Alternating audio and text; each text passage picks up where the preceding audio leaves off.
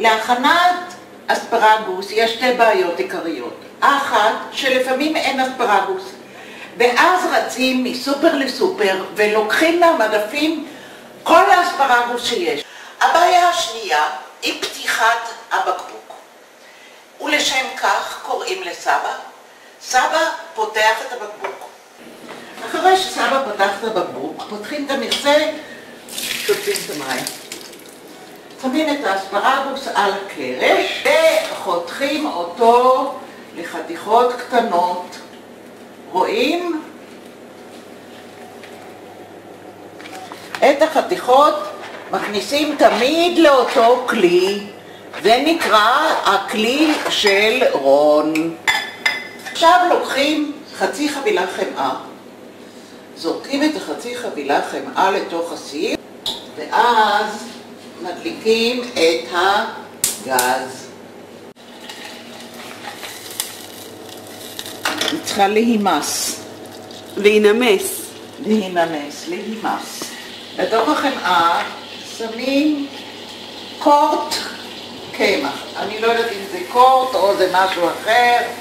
שמים קצת קמח. ומוסיפים כוס חלב. לתוך הקמח עם הכוס חלב שמים קצת מלח וקצת פלפל שחור, ולוקחים כף עץ ומערבבים את הכל. אם לוקחים כף רגילה אז היד נשרפת. נהדר.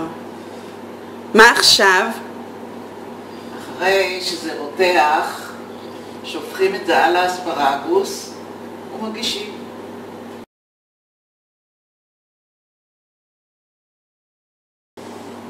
מה עוד רון אוהבת לאכול? שניצל? כן. נקניקיות? כן. את זה עם הנקניקיות? היא אוהבת לאכול בצק קלים עם בשר בפנים, אבל היא אוהבת רק את הקצה. קרי, אפשר לעשות בתי קלים בלי בשר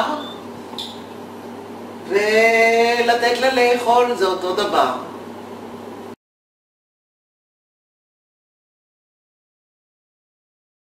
אני שופכת בערך חצי ומערבבת את האספרגוס בפנים, ואת החצי הנוסף אני שמה מלמעלה, וזה סוף הסיפור.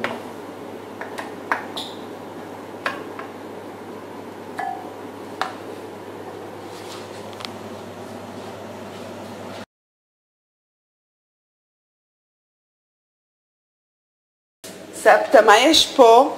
פה יש כרובית. מי אוהב כרובית? רון אוהבת כרובית. את יודעת איך עושים כרובית לרון? איך? לוקחים כרובית, מבשלים אותה בערך 25 דקות ומכניסים אותה לתוך כלי. אחר כך בסיר לוקחים חצי חמאה ושופכים פנימה, את הכרובית מבשלים במלח. לחמאה מוסיפים פירורי לחם ומערבבים, ואחר כך שופכים על הכרובית. ומה יש פה? פה יש תפוחי אדמה. מי אוהב תפוחי אדמה? רון אוהבת תפוחי אדמה. איך מכינים תפוחי אדמה שרון אוהבת? אבל זה לא בדיוק, רון אוהבת את תפוחי אדמה של אמא שלה.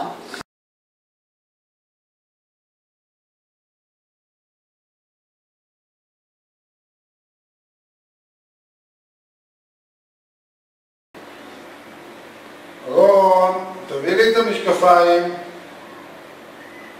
רון, נו, תהיה נחמדה, תביא לי את המשקפיים, אני לא... תודה רונצ'יק, תודה שהבאת לי את המשקפיים, עכשיו אני לפחות יכול לראות משהו. אולי תעזרי לי עכשיו פה באפליקציה? אין כמוך מותק שלי, אני אוהב אותך. כל פעם שיש תקלה את באה לעזור, ובכלל, את משוש חיי, ושתהיה בריאה, שמחה, עליזה, אני מת עלייך. ביי מותק שלי, מזל טוב, בריאות ואושר.